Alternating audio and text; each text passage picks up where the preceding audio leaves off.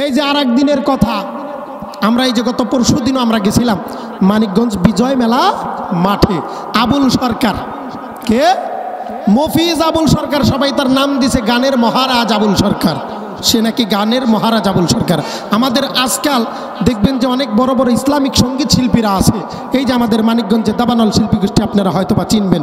মানিকগঞ্জের দাবানল শিল্পী গোষ্ঠীতে আপনারা দেখবেন অসংখ্য অগণিত গায়ক আছে, আপনাদের তুলনায় তারা খারাপ গাইবে না। যদি একই মঞ্চে যদি গান, আপনারা ওই ঢোল বাদ্যযন্ত্র এগুলা ছেড়ে গাইবেন।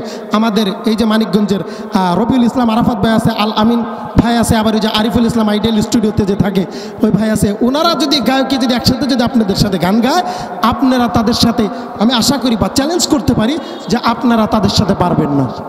তারপরে কিভাবে আপনি গানের মহারাজ? তো যাই হোক, ওটা আমার প্রসঙ্গ না, ওটা আমার প্রসঙ্গ না।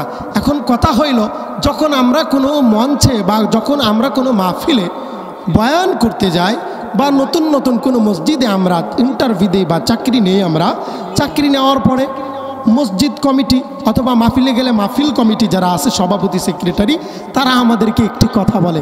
কি কথা?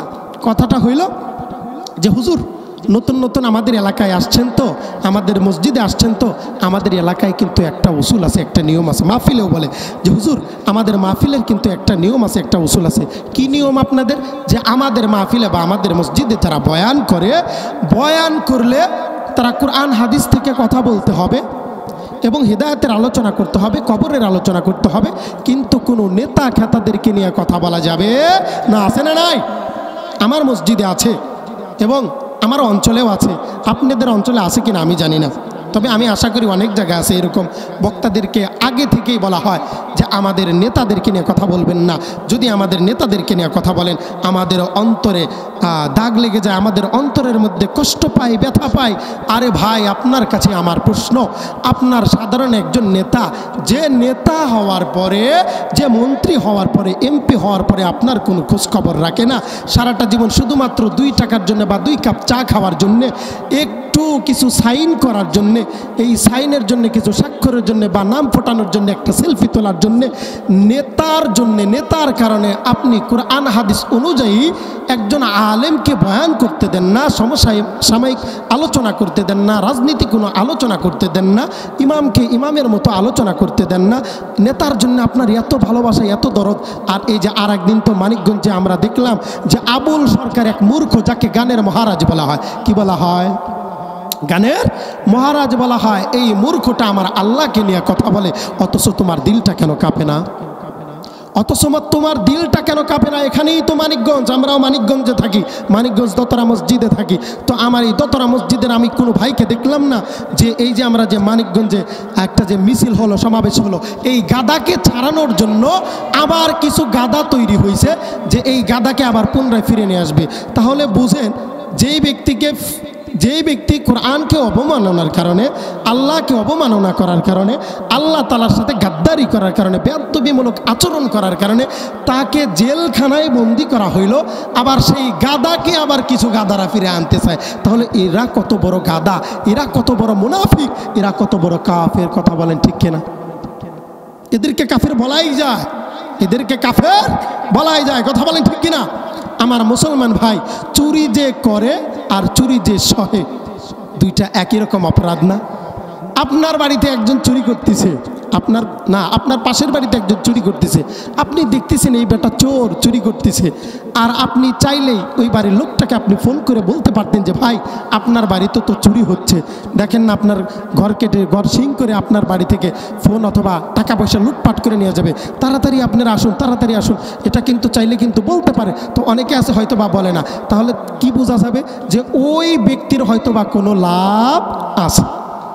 তো এই ধরনের যে ভাইরা আছেন, অনেকে আমরা ফেসবুকে দেখি, বলে যে না, আবুল সরকারকে কেন জেলে নিল? এত বড় গানের একজন রাজা, গানের একজন মহারাজ, তাকে কেন জেলের মধ্যে নেওয়া হইল?